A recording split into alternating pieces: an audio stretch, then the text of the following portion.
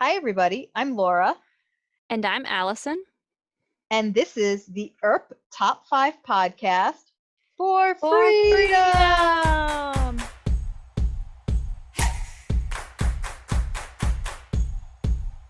And today we will be discussing episode 404 titled Afraid. And this episode was written by Matt Doyle. I would just like to say I do not like when things are titled afraid or scary or any of that nature. Laura doesn't do scary stuff, so Noted. I may have closed my eyes partially throughout this episode. Um, you know, because I just do not like that stuff. Well, I'll Um, keep that in mind as we talk yes, about everything. yes, thank you. And just an aside, the Yeah. cast always doing scary like side projects, Yeah. not really my favorite either. So can we get like some rom-coms in there, please? Thank you very much.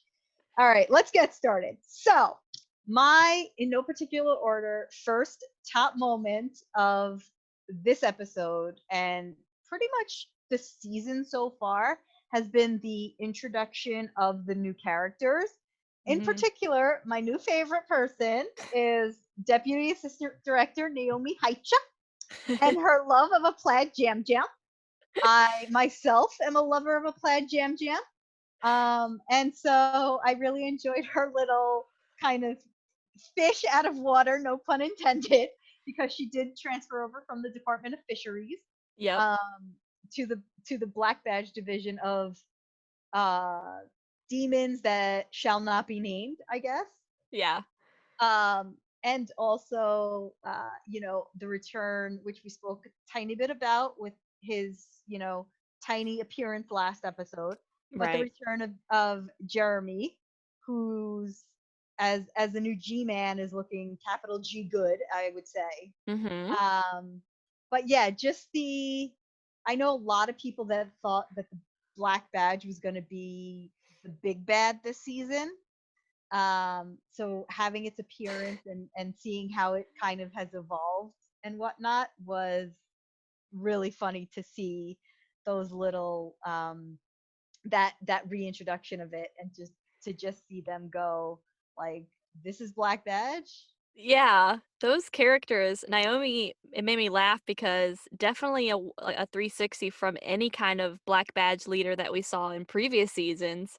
And actually, a moment on my list was also the return of BBD. So it's funny that you mentioned Naomi because I just love the reintroduction of it too. Because when you first start watching it and you realize that Winona's being taken to this BBD facility, my first thought was, "Oh God, BBD's still around." Like I'm thinking back to when they made that blood oath, like, oh, Yeah. they're like probably gonna get in trouble, and then you meet Naomi, and it's Yeah. like, wait a minute, this Well, is because not the I mean, they dragged Winona yeah, under like a hood into the thing, handcuffed her to the desk. yeah, It was a whole thing, and you're like thinking it's gonna be like some big big guy is gonna, or whoever is gonna like just come in, like somebody like Lucado or something like that is gonna yeah, come back in and come at Agent Arp, and they just don't.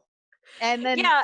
They don't even really know who she is, which was funny yeah, to me because I'm like, my one question was, how do these BBD people not know who Winona is? Because is she not like posted all around BBD for hmm being like who she is? But it just made me laugh because when Jeremy, I loved seeing Jeremy there, and when he takes Winona on this tour of the facility, and Winona's like, I knew BBD was still crazy, and he was like, yeah, the old BBD maybe, but Naomi and Co, like, no, they're not. yeah.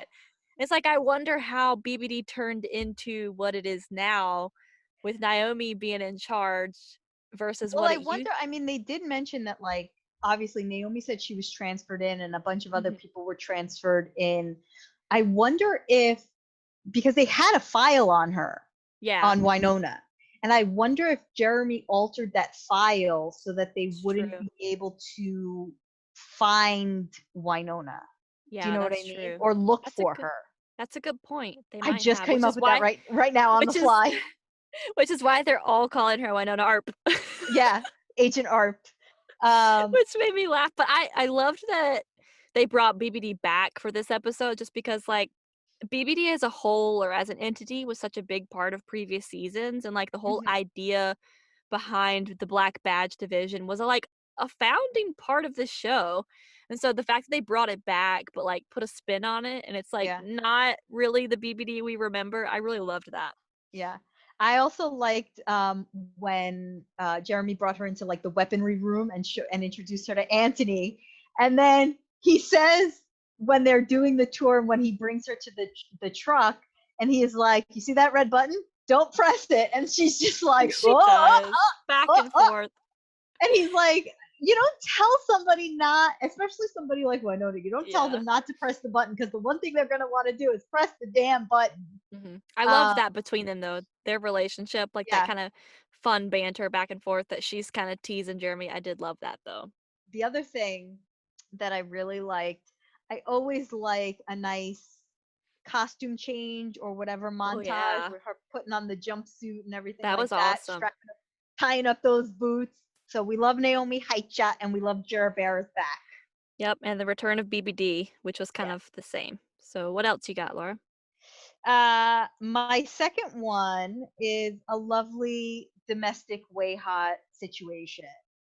With all the shit crazy stuff that goes on this show, to get these sweet moments, and this goes back to my love of rom-coms, to get these like just sweet moments between these two women who, as I said before, are the best couple on TV, period, um, is really a testament to the writing, the Mhm. acting, the everything with these two. Right. And it's not like, yes, they had post sex scene on the floor, Right. which was fine, but I'm not talking about that. I'm actually talking about the start of that, where they had that banter back and forth. They're like, well, what do we have so many questions, like who's old, who's Cleo, what's up with the border, what's for dinner, tacos, and it was just this sweet moment. And then at the end, to get back to the post sex scene on the floor, they had just like a lazy fun moment when Rachel walks in on them and they're just like, we should go to this junkyard to try to find the sword gun peacemaker. And they realize, they're like, we're on the kitchen floor, like, we can't yell at her to interrupting us because we're on the like we're in public of this Nicole actually says, like, "Rachel, protect the privacy of the kitchen." house. Yeah. Like, Yeah. But it how was can you but it defend was that? yeah, but it was like after that where they just got into a fit of giggles, that they were just, they just had this happy moment. And Mhm. even when they went to the junkyard and Waverly got out and it was like, oh, she doesn't want to hang around her sexy gay aunts. And I just love those moments between them. And, you call it domestic way hot, but it's just these fun little moments that they pepper into these episodes. And especially the way the episode ended last week with like Nicole not distant with Waverly, just kind of like in her own head. To Right. see her like this week, it's her finding like the happy place again. Another moment on my list is going to be, Rachel and Billy, Aw, which young we love.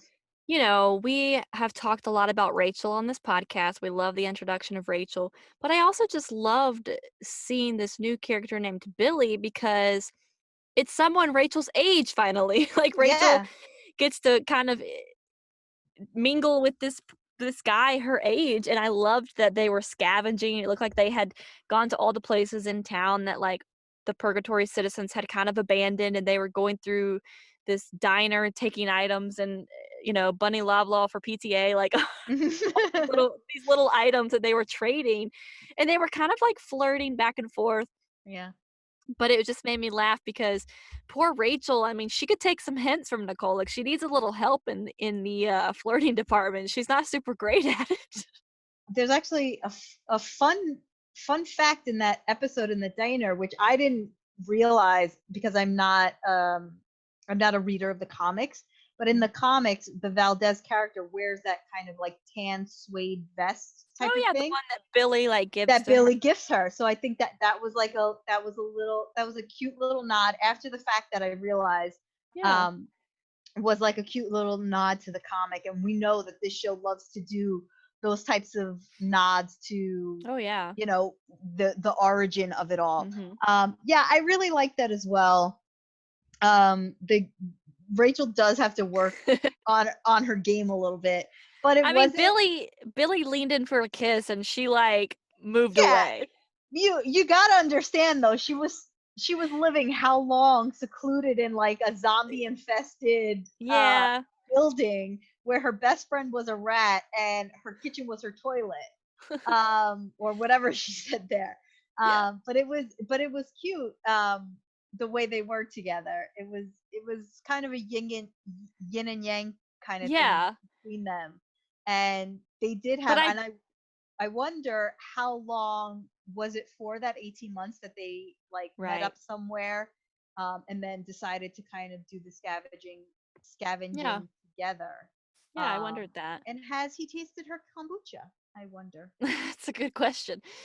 I just loved how, like, that relationship sort of developed in the episode. I mean, you could obviously tell that Billy was sort of reluctant, to have Rachel over, which was kind of like an, "Oh, I wonder what that's about" moment for me, 'cause, we don't know anything about Billy. I don't know who he is, like, so it was kind of weird.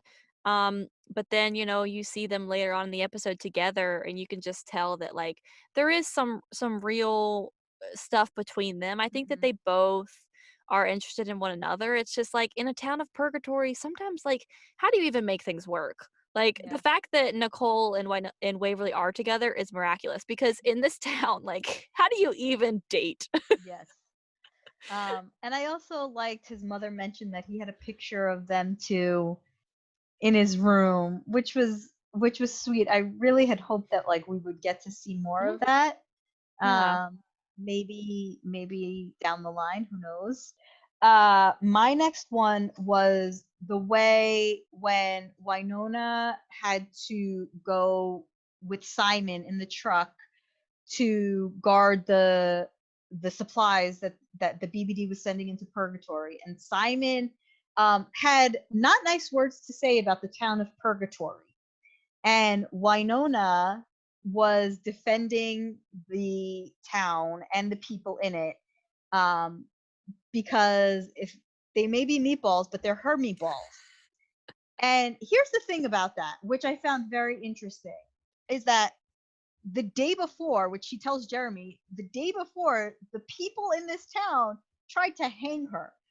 Right. And so for her, within less than 24 hours, to be defending the people in this town and saying, like, listen, you don't get to talk about the shit town like that. It's Yeah. I'm a purgatorian and I get to talk about that.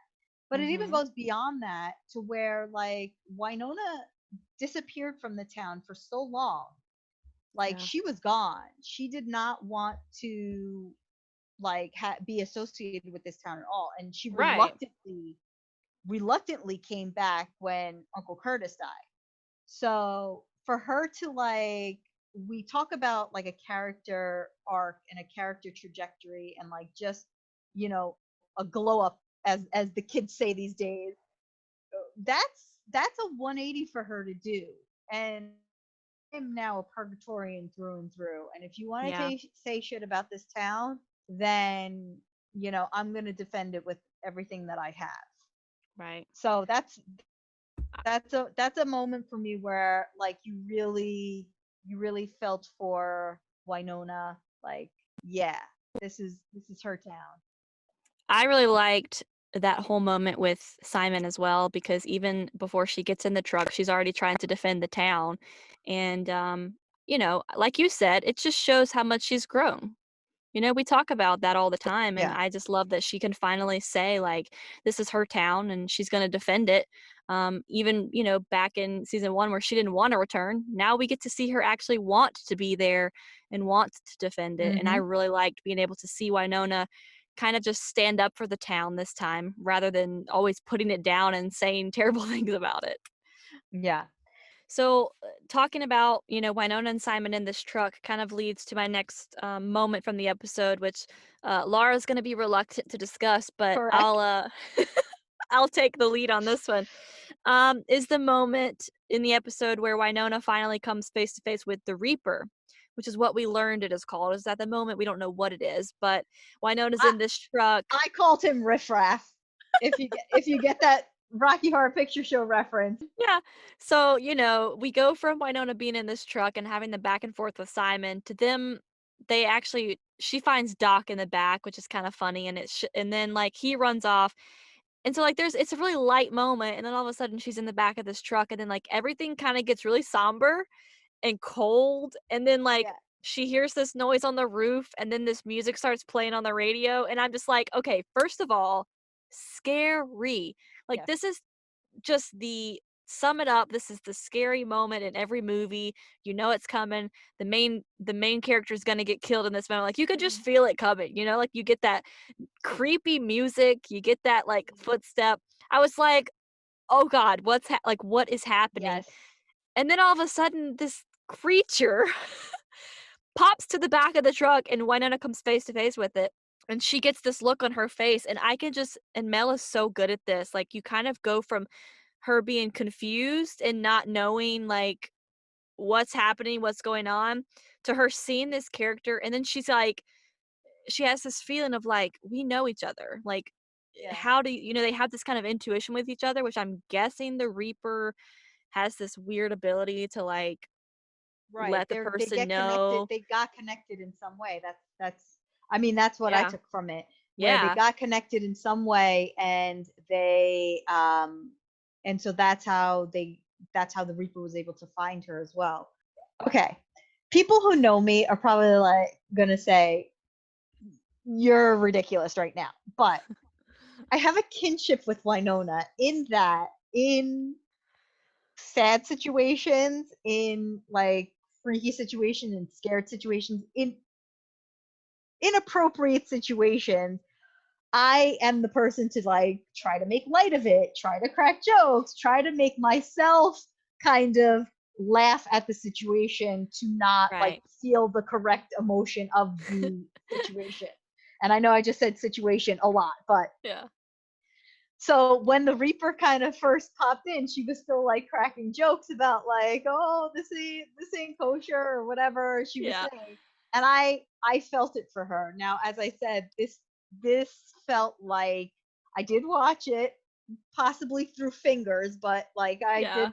I did watch it. And when the Reaper came into the truck, it reminded me of when the Dementors came onto the train in the Harry Potter movie, and then you saw like Allison said, it was like cold and icy, and really the only thing that was missing was like the breath, or did they have the breath coming out of Winona's Oh, I mouth? didn't I didn't notice that, but But like maybe. that was the only like creep-tastic thing Yeah. that was missing, or maybe they did have it and I just didn't see it because I was looking away, which is a possibility. But like those moments that send the goosebumps that goosebumps were invented for was Mhm. just, and the song didn't help because you think, Yeah. oh, like 50s song coming on the radio. No, because the radio turned on by itself, and like Yeah. that's not anything, that nothing good comes out of that. Not at But all. yeah, the just to see, and then subsequently after that when they were having the fight, and then you realize that she kind of got trapped in this circle. In what she calls the killing floor, Oh which yeah, when I watched it back, I was like, "How does she know that's what it's called?" but like I think she realized with like the kind of ritualistic Mhm. stacking of the stones, Yeah. because and she couldn't get out, but Doc could get in, and then they Yeah. were like trying to shoot off the Reaper and everything But like that. Doc couldn't see the Reaper. Couldn't see the Reaper, correct? So Yeah. like it was just a weird thing because in a way I like the fact that we could see it, but Mhm. knowing that like Doc couldn't see it, and it Yeah. was just it was a weird kind of thing because even Yeah. early on in the episode when Waverly came face to face with the Reaper and we Right. saw that she could, like, we saw it, and like they were like inches away, and it was just like that weird thing because I actually didn't realize at first that Waverly didn't see it. Like I Yeah. thought she kind of flinched when it came at her, but then I realized that she didn't, like upon a couple of rewatches. Yeah. So yeah. My next one is the return of planner slash research Waverly. Yay! Now she started the episode getting everyone color coordinated books and pens. Here's the funny thing, that maybe there was something to it, maybe not. But she had a book, a red book that Nicole tried to pass to Rachel when Right. she joined them in the kitchen, and Waverly was like, "No, not that one. Hers is the blue one." And so Nicole subsequently dropped that book and picked up the blue one to give to Rachel, but Rachel hightailed it out of there because she didn't want to. She had things to do, people to see. But I found it funny that presumably the red one was Nicole's, and maybe, I mean, this is how fan fictions start, but maybe Waverly had written some notes in there for Nicole or something along those lines. Who knows? But then also later on in the episode, Winona calls her up and is like, "You have to research the symbol that I'm seeing on these rocks." And even though I believe like that symbol was all over the Magpie Ranch, Yeah, she didn't uh, even see it. she didn't seem to see it at all. Because they don't just, like, those rocks have to be around there somewhere. Um, but and then later on, she's sitting by the fire with the books open, and she's like, "What is it? Could be from the Old West, a cattle brand." Yeah, it's a cattle. She got so excited with herself, that she found out that it was a cattle brand, and it connected to the Clantons. And then when she heard Rachel scream in the barn, they ran out, Mhm. and she kind of like already knew a little bit of the Clanton history. And when they Yeah. all kind of convened by the kitchen table, she knew the Clanton history, and like, um, Billy and Rachel kind of filled in a couple of those blanks by saying it was Nicole, Cleo, and Holt were his siblings, and they were all run by Mam, and et cetera, et cetera. But Yeah. she just, the way, the excitement on Waverly's face, to just be back to her researching ways, I thought was great.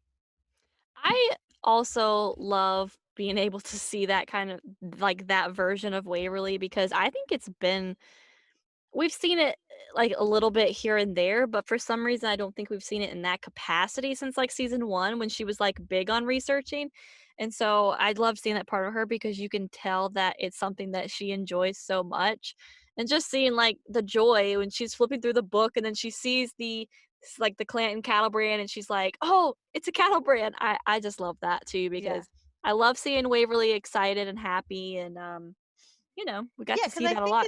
in season one, most she did research was then as like a consultant to the Black Badge, and then Yeah. Black Badge was no longer, and so she really didn't have. And the Revenants were like, she was just doing research on the Revenants, and now it kind of has expanded a little more, and so she's able to look at those things, Yeah. and get that, because there really was a lot of like, they asked those questions in their way hot domestic way hot moment, like, Yeah. who's Holt, what's with the border, what happened to Peacemaker, and they got those answers that they were wondering. Yeah. We're gonna lead into my next moment. My moment is the Nicole and Margot connection revealed. Oh yeah. And it kind of comes in pieces throughout the episode because, starting at the beginning when Nicole visits this ranch, Margot kind of immediately kind of picks on her. Like as soon as Waverly leaves the room to get on the phone with Winona, Margot's immediately like antagonizing her about, oh, do you need a ring now? Because your Uh-huh. love is returned to you. Like it's time for you to deliver. Like all these things, and like as a viewer, you're like, what? Did they know each other? Like, how is this? Like, what's going on? And Nicole like calls her Margot before we even know what her name is, so we know that Mhm. they know each other. Mhm. But, like have no idea whatsoever, like how they know each other, why they know each other. And so I loved that moment where we kind of get to see a little bit more about what Nicole has been up to these last 18 months. But even going further than that, like you see through the episode, like Nicole cuts that conversation real short. You know, she's like, Mhm. we're not talking about this. Waverly comes back and Rachel wants to leave. So they leave. Yeah. But you can just see the The look. look that Nicole gave Margot. Oh, yeah, Yes. yeah, yeah. When she walked out of that trailer, That's she's like, exactly what I was "Yeah, gonna say. The sorry." look, it's just like, no, you just took it like you knew like what exactly I was gonna say. It's just like that look that she gives her, I was like, "Oh, something happened here." Yeah. She's like, "Step off." I found that interesting as well because it's like, well, did Nicole know her from like her sheriff days? Like, is there some Yeah, association with that? Is it, but she didn't call her sheriff, she didn't call her officer. yeah. She just was like Nicole. Yeah, because, well, even at the end of the episode, like, after you think the episode's ending, we get this scene where Nicole goes back to this ranch and meets with Margot, and that shocked me. I was like, "Oh gosh, she's going back there, like, what's gonna happen now?" And they have this other conversation. And Nicole brings, like, a jar of something to Yeah. Margot, like, she brings it and says, "I'm giving this back because I don't need it anymore." And they have this back and forth about how, Winona and Doc and Waverly got themselves out of the garden and blah, blah. But then Ma'am opens this jar, and Right. does she, like, blow these bees We don't into even know what they Nicole? were, like what, like leaves, flies, bees, whatever. I Who knows I what they wanna were. say they're probably flies, but it's just like it was such a weird moment because you're like, is this like another Miction scenario? Like, is Right. Nicole possessed now? Like, what did Margot do to her? Yeah. Like, was that whole bee thing, like, what just happened? Yeah. And she was definitely gonna get somebody sacrificed for Yeah. whatever it is that she did. So my next and final one moment is Winona storming into Black Badge at the end of the episode, and she has this rousing speech. Again, Winona with these rousing speeches, but she storms in, and first things first, she corrects them that she's not Winona Arp, she's Winona effing Earp. She tells Jeremy, she's like, she doesn't have Peacemaker. All she has is her people. And Mhm. this hit home for me because, as we've mentioned before on this podcast and throughout this season, we fought for this season.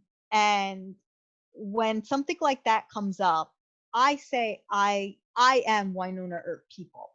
Yeah. Um, when we were in our fight, for those of you who don't know, there were a few articles written about the fight, and one such article, a person, some kind of executive somewhere somehow, thought that our fight, buying the billboards and you know just the campaigns that we were doing, were nothing. They were frivolous. And his a quote that this douchebag Mhm.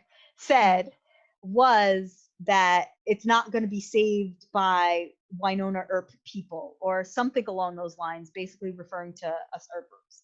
And you know what? I'm proud to be a Winona Earp people. Mhm. And we got our show and we fought for it and we'll continue to fight for it. So Yeah. that really hit home for me. And so she says, she continues on by saying that they're her posse of dipshits, which sure, I could be a posse of dipshits. I could be a Yeah. part of the posse of dipshits too. And and the final thing, she made it fish related where she says, think of me like a goldfish, dumb and determined. And really, these adjectives are really what describes us Earpers. And I'm Mhm. sorry if you don't believe that you're a dipshit, because I am, and if you don't think that you're dumb and determined, because I am. And that's me. And that's Winona. I loved that moment because any Winona speech is always pretty important on the show, and so I love when Yes. she comes in and she storms in and says those things, and also, like, referencing the fight. I believe it was, like, a stakeholder in some organization, which I won't name, Right. although we could probably figure out who it was, Yeah. or what organization, company it was. However, I believe the quote was somewhere along the lines of like, you're not it's not gonna be saved by just those Winona Earp people. Right. And it's like those Winona Earp people are fighting more than the people that own the show. Yeah. Like, those Winona Earp people have more dedication than those people who own the show. Yeah. So it's like the fact that I remember when that came out, it was all over Twitter and everybody was like, "Well, I'm proud to be one of those Winona Earp people Yes. because like like you said, we fight for it. We're dumb and determined. We're gonna fight for it. Like it doesn't matter if a billboard is stupid. Yeah. If you think a billboard is stupid, that's fine. It Yeah. worked, didn't it? I Yeah. mean, it might have been stupid, but, like, it worked. We fought Yeah. for it. Yeah. Um, I didn't like that my new best friend Naomi Haicha said, and I do love saying her name like that, just in case you were it's just wondering. hilarious.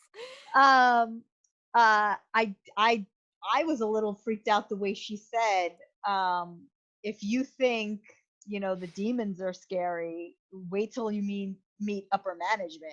And I was Yeah, like, oh damn, I yeah. do not want to meet upper management then. No. Because yeah, I that I seemed, wonder if upper management is as scary as Margot Clanton, oh, because all that's my right. next moment from the episode, is the introduction of the Clantons. Did you like that segue? Yes, I Alright. did. So, my next moment from the episode is the introduction of the Clantons because we don't really find out who they are until this episode, which Laura mentioned. When Waverly finally researches and figures out who they are, that's when they really realize what they're dealing with. And I liked the introduction of them this episode because, at this point, we're 4 episodes in. We haven't really seen a big bad yet. Like, we know, like, Yeah, Eve happened and like Holt was a sheriff that came and like took over Nicole's job. But, like we didn't really know who he was or like what his purpose was. Cleo seemed mean and annoying when she was fighting with Waverly and Winona, but like we didn't know who she was. right. So when we finally realized that Billy, Holt, Cleo, and Margot are all Clantons, they're all related. But anyways, we see this family in this kitchen and at the end of the episode, and let me tell you, like almost that scene was probably, like, on a really, really equal level with seeing Winona and the Reaper because, like you said a little while ago, Margot is scary. Yeah, Like, not a woman that you wanna be on the wrong side of, and when she's, like, talking to Holt and Cleo, who are adults of their own and can make their own decisions, she, like, shuts it down and is, like, digging into Cleo's hand where she's been hurt, and I'm like, yeah, she was like, What?" who's in charge? Like, who Yeah. is the leader? Who's in charge? And yeah, I was like, well, you are. It was I like even said you are. yeah, like, at this point, I'm ready for this show to be called Margot Clanton because she's Yeah, just like, she was scary. So I just love the introduction of that because I was hoping to get some sort of information on, like, who the big bad is and why the Purgatory Town looks the way it does, and up to this moment, I'm assuming that it's because of the Clantons now, yeah. and that they have infiltrated this town and have tried to take over. Doc is the only one who knows them, knows about Yeah, yeah, them yeah, because he's the one that fought them at at the the OK OK Corral. And so he was the one that was like, they're like the worst of the worst. To turn her own, who we think is her son, into yeah. a reaper, That like was, that, like that's saliva coming. I'm no, I'm sorry, I can't. I turned away. I saw that and I turned away. yeah, that was pretty brutal. Yeah, and then just to hear Billy screaming in the background while they're like saying grace or Yeah, their version of grace over and their meal. Holt even says, like, he was He's just a just a kid. kid. Yeah. Yeah. It's been said that the worst monsters on this show Mm, are the human ones. Or yeah, I mean, yeah, Margot might not be all that human, but right. she is for the most part, like they are human. Yeah. Like they bleed human. Mhm. So yeah. So I agree. That would be one moment. So let's do a final five for freedom. So we got to put the reintroduction of the BBD on there. Yes. Because just everything, um, the reintroduction of it, just to know what they're changing, what they changed into, Yeah. and to know that it's going to be back in full effect with Winona at the helm, going back to purgatory and getting rid of all the demons. Second one, I think the introduction of the Clantons, because they Mhm. become the big bad in this.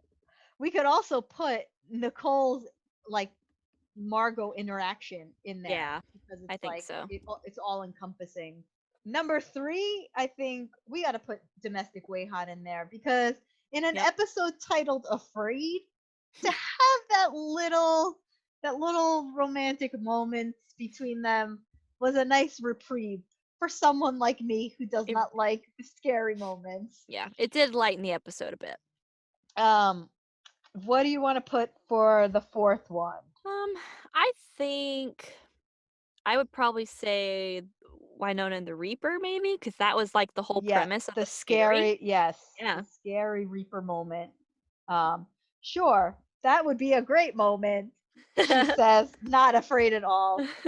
And I know that we can incorporate this in just the reintroduction of BBD, but I think it needs to stand alone, which is Winona's Yeah. speech Oh yeah. to BBD to say she needs her people, and Jeremy is one of them, to go back to purgatory to set up shop and to fight those demons. Winona as Carol, shall we say, Yep. I like that. as the fifth moment of the episode, Mhm. because we all are. We are there. We are supportive. We are her Winona Earp people. Yep. So there you have it, everybody. That's our top five for the episode. Do you agree? Do you disagree? Let us know. Allison, where can they find us? Yep. If you want to let us know your thoughts, you can find us on Twitter at ErpTop5, which is our official Twitter account, or you could chat with us personally on our accounts. You can find me on Twitter at NonaWayHot. And I'm at Laura Meet World. So join us next time. Bye. Bye. You steal my bye. Yep.